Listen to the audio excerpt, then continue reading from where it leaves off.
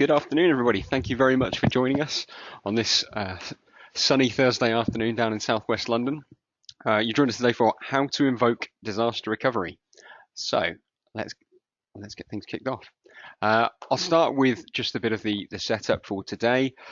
So we're scheduled today for a duration of 30 minutes, and that does include time for any Q&A. So if you have any questions, pop them in the tab on the right hand side.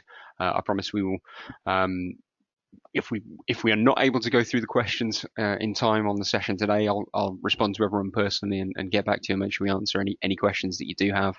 And we will be providing both the slides from this session today, and we're recording the session, so I'll provide a recording of the session afterwards, as well as links to any of the resources that we're going to talk about in the session today. And so what are we going to talk about? So the agenda broadly for today, we're going to be talking about all of the specifics that make up an invocation. So if you happen to join us for our previous webinars, this was probably just over a month ago, we held a webinar on how to set up disaster recovery.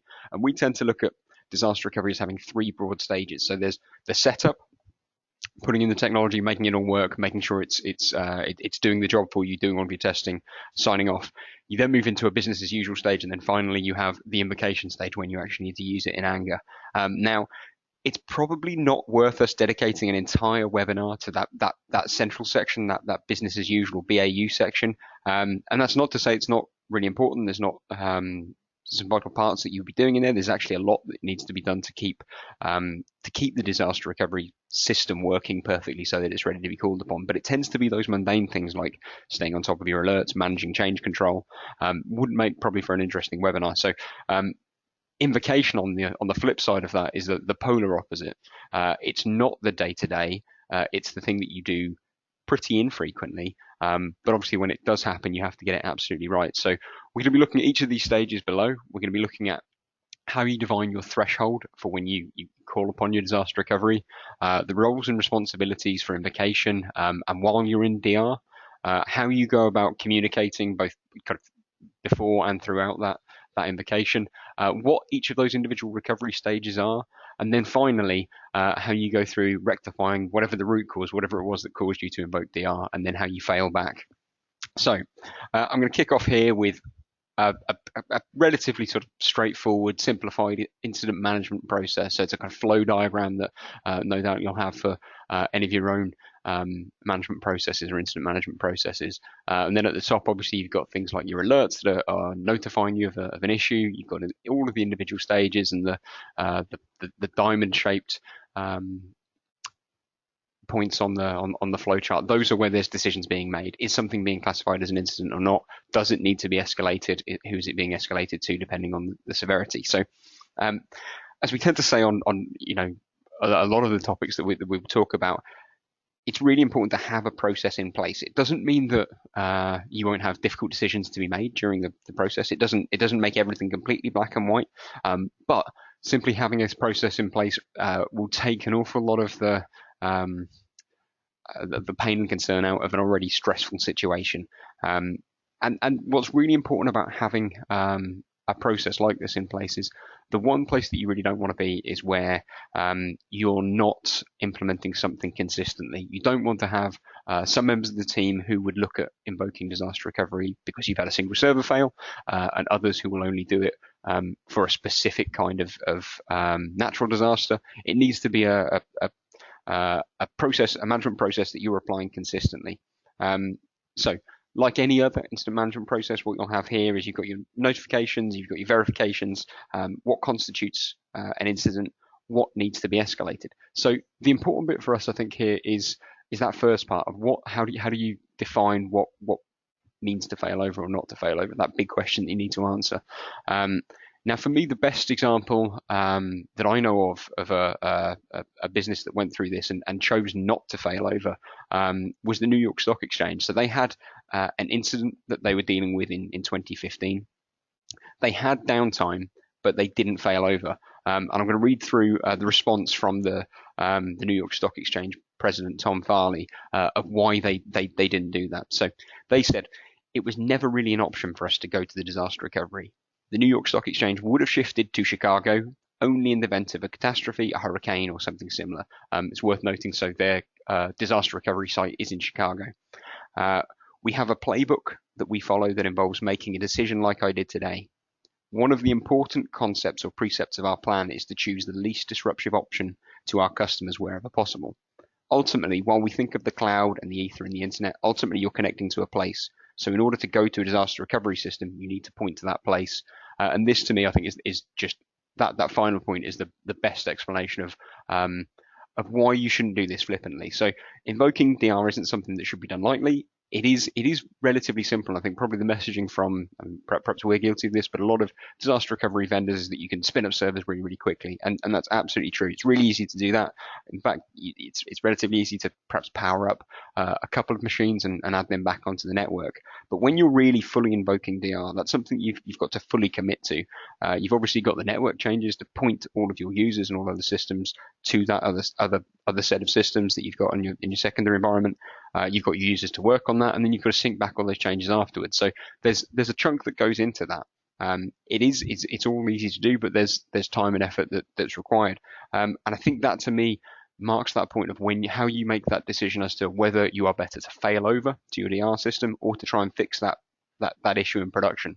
So if we run through this, how do you define those thresholds? So there's a few things that you can use to mark those points. So the first thing is, what's the number of systems or the proportion of systems that you would use to say, right now we need to fail over in disaster recovery?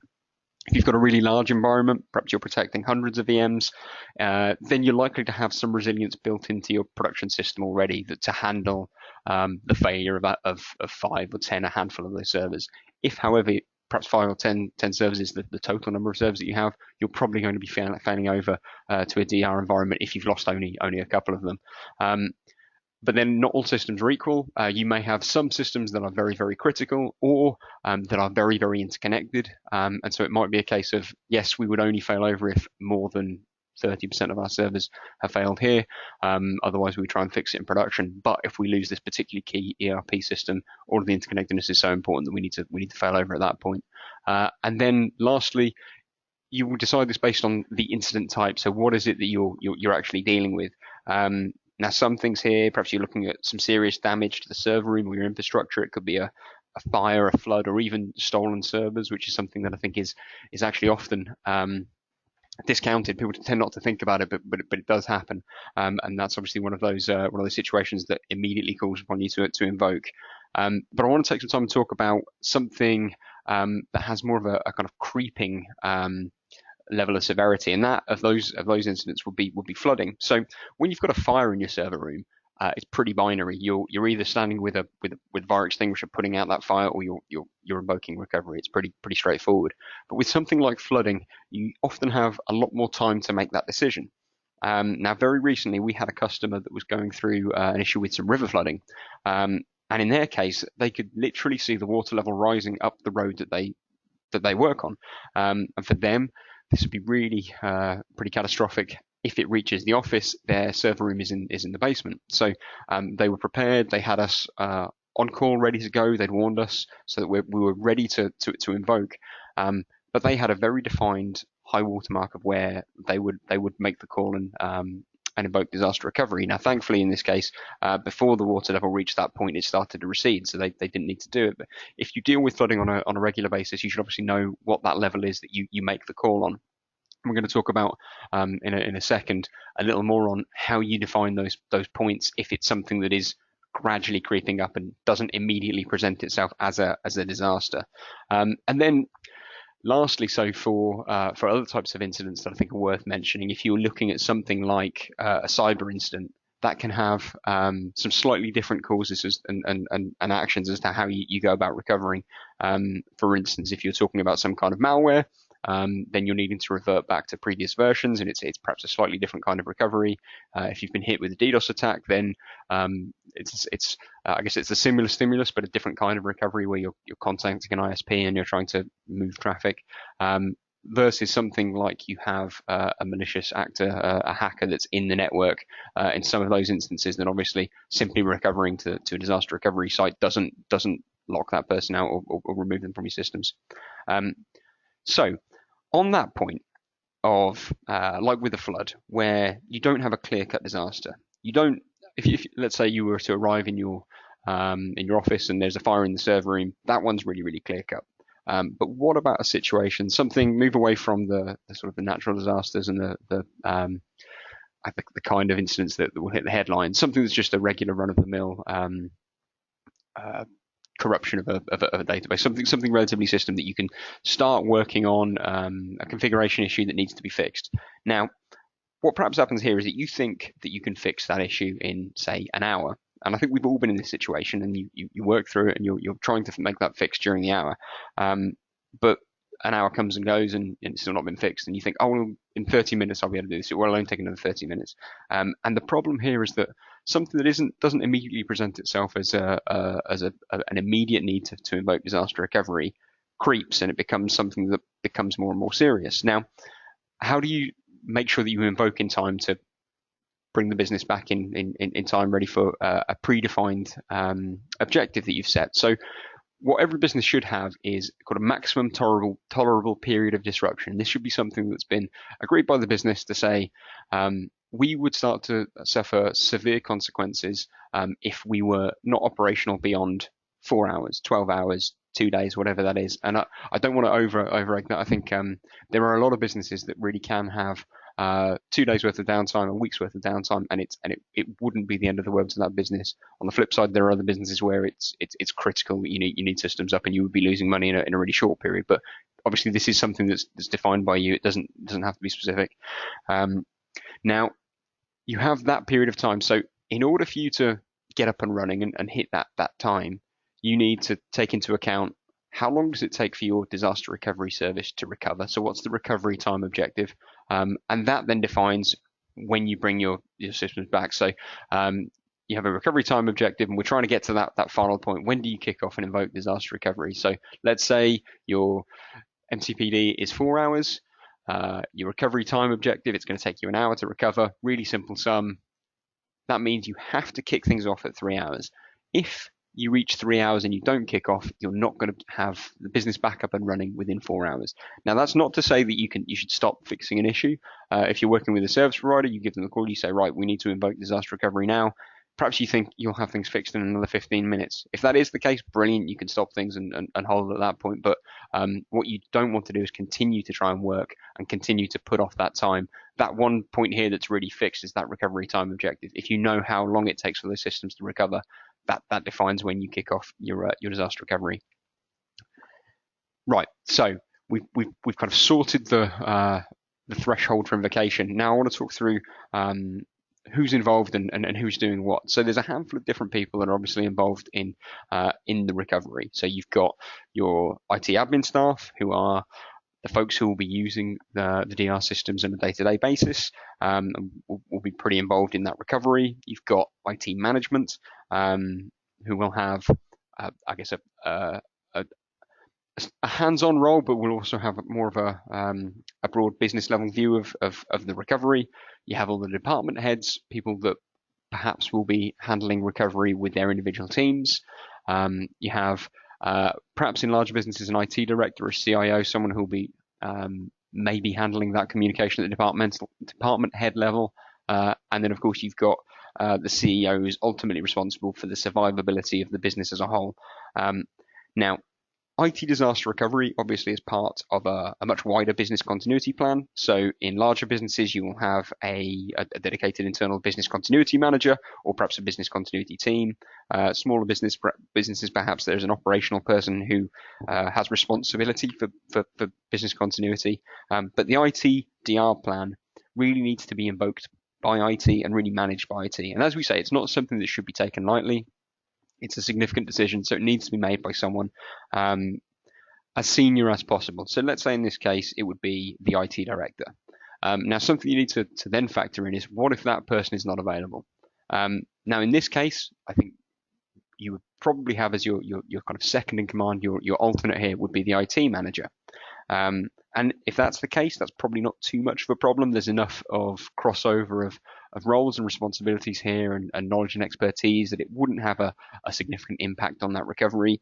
But the problems start to happen when perhaps both of those people aren't available. And you really do need to plan for this eventuality. It's, there's a relatively high likelihood that both of those people might not be around. It could be that your IT director and manager are both out at a conference, or perhaps they're overseas. It could be that one of them's on holiday and then one of them is unwell, or both could be hit by the same virus if they work in close proximity. Now, the next people on that list that might then take over would be perhaps either those IT admin staff or perhaps the department heads. Now, if it's the IT admin staff, they're going to have a really good handle on the technology and the recovery, but perhaps not the relationships with the rest of the business in the way that the IT management or directors would have. Similarly, if it's the department heads, they'll know the business, but they won't be able to do the tech. Now, here I think it's important to look at kind of how you're doing disaster recovery. So with this webinar, I don't want it just to be for businesses who would use a service provider like ourselves. Obviously, there's a couple of options of how you will do disaster recovery. You may outsource to a third party who handle that recovery. In those instances, it's less of an issue to have a department head make those calls to do the technical recovery itself. If it's something you're doing internally, then in addition to I guess factoring in redundancy in the staff for who's handling that recovery at the kind of top end of who's kicking it off, you need to have enough staff who are skilled enough across your DR technologies to be able to handle that recovery. So moving on to probably another of our absolute favorite business continuity DR topics, it's communication. How do you do this throughout? Often overlooked, definitely always underappreciated. Good communication throughout will buy you an awful lot of goodwill, both internally with the business and your stakeholders, but also externally with your customers and your partners. Now, if you don't communicate well externally, you'll feel the brunt of all of that communication coming to you. Hundreds, thousands of users all reporting problems, and you'll get a kind of an overwhelming influx that way. So it's really important to communicate frequently, to let your users know as much as possible what the situation is and what you need them to do, even if that is just, we know there is an issue, we're attending to it, sit tight and wait for further instruction. But as is often the case when you're dealing with an incident and affected systems, you may have lost your primary method of communication. Let's say your normal method to make some announcement would be through an email to the entire business, and you host your Exchange infrastructure internally. So if you've lost that in the same disaster that you're having, you need a secondary method. That doesn't always need to be something that's just for business continuity. You may have something in place that already works. Perhaps you have an internal communications or collaboration tool, something like Slack. That would work very well. If not, there are a lot of businesses that will use WhatsApp groups. Obviously, ubiquitous, completely free, but it's not something that's really built for the task. So there are some downsides with that. We have, in fact, we've published a guide on how you can build your own mass notification service, something for disaster recovery, using Twilio and Zapier. I'll include a link for this with the email that we send out afterwards. And you'll obviously need to communicate different messages to the different groups that you're dealing with. So you will have messages to your users, and then also you'll need to have far more frequent communication with the team that's handling the recovery. And that might be, as often is the case, people are working remotely. You may have some of the team in the kind of war room at your DR site, but you may have staff who are working remotely, logging into systems hosted at a data center, and they might be working from home. So something that might be useful to set up will be like a virtual war room. So having a conference bridge open that everyone is checking in on purely for the team who are handling that recovery itself. So I'm now going to run through what those individual stages are that we follow at each of these points to carry out the recovery. So the first thing that you'll be doing is you're confirming that kickoff. So this is what we mentioned earlier. If you've got to be up in 4 hours and it takes you an hour to recover, this is the bit that you kick off at hour 3. So once you've confirmed that kickoff and you've started recovering those servers, they've been recovered. You then need to test them. Quite often it does happen that you'll have failures of recovery, so they'll need to be performed again until it works. So you repeat this stage to make sure it's working.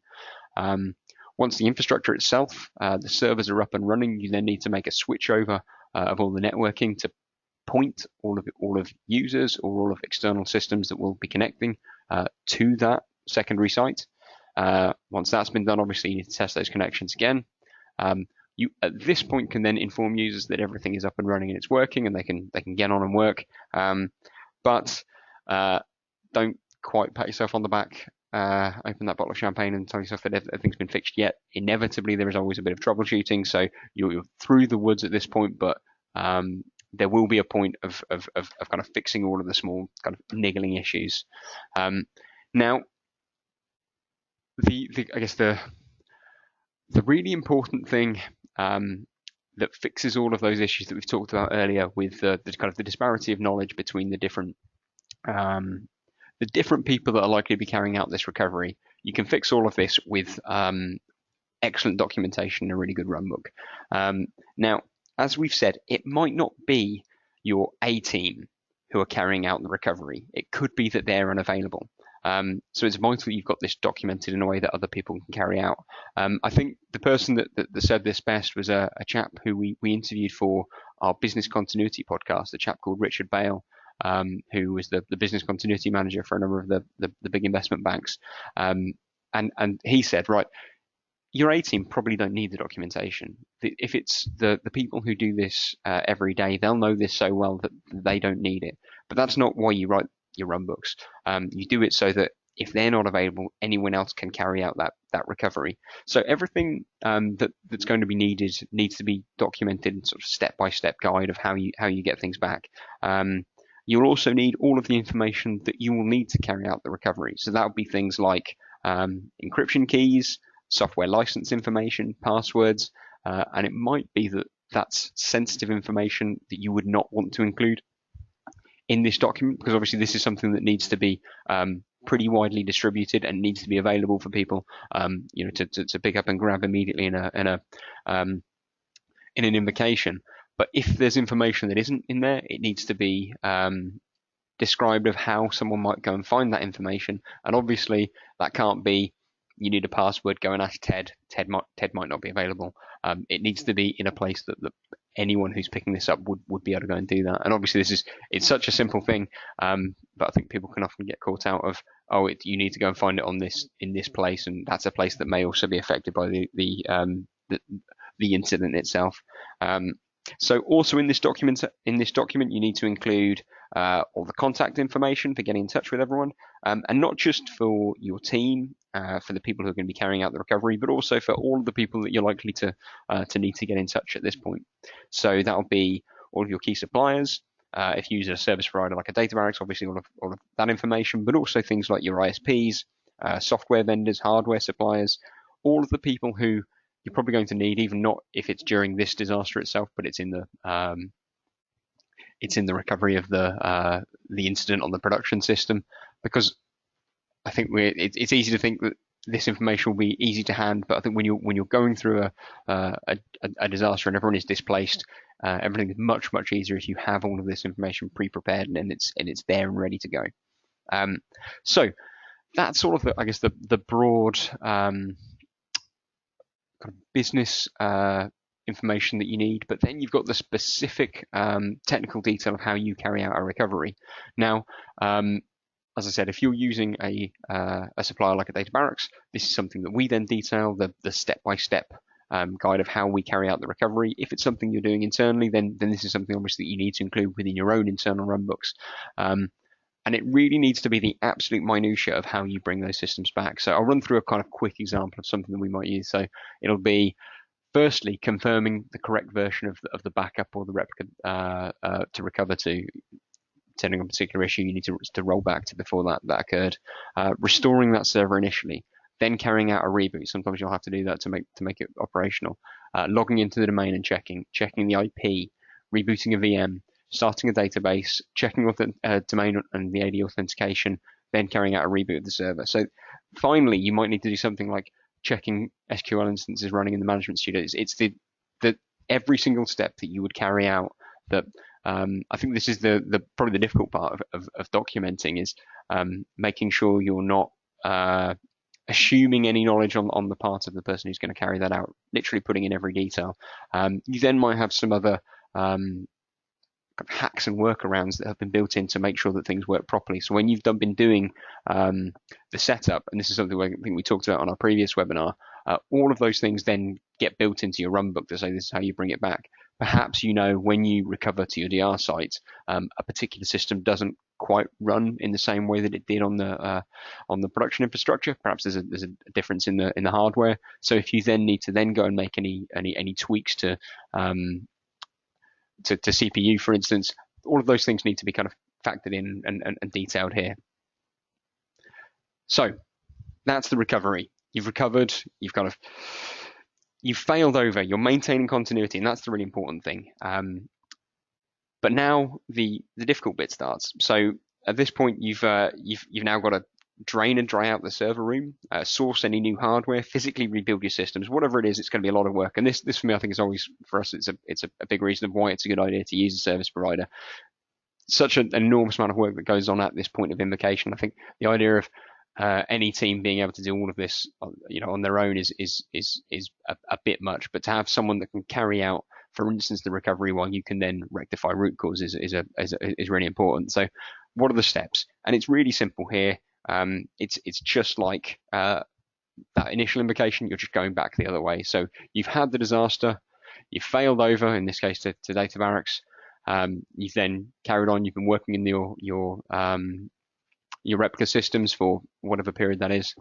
You then just need to fail back, and simple as performing and carrying out the restore. Now, the good thing here is that you can choose what time you want to do this. You can arrange for a sensible period when the team are available, out of hours if possible for the business, and you can possibly wait a little while to let everyone rest, recuperate, catch up on their sleep after having to go through it the first time well. But then once you've carried out that final recovery and you've brought everything back, the final thing to do, and the most important one, is that you then carry out a review session and write up a report of what went well, what could be improved, and then filter that back into your disaster recovery planning and your business continuity planning to improve for the next time round. And that's it. So that's hopefully a really quick whistle-stop tour to how you kind of carry out that invocation. I've got links here for the resources we've talked about. So we have a handful of free business continuity tools. We have the business continuity podcast, and we have the mass notification tool. So I'll include all of these links in the emails later today or early tomorrow. And I think we have time just very quickly for a couple of questions. So let me take a very quick look. Okay, so we have question number one, which would be, do you have a template incident management process? No, we don't. I would say take a look for kind of broad templates at some of the ITIL documentation. That was really, really good. I think that's something that I know we've looked at. We are actually in the process of, we're going to be publishing a cyber incident response plan.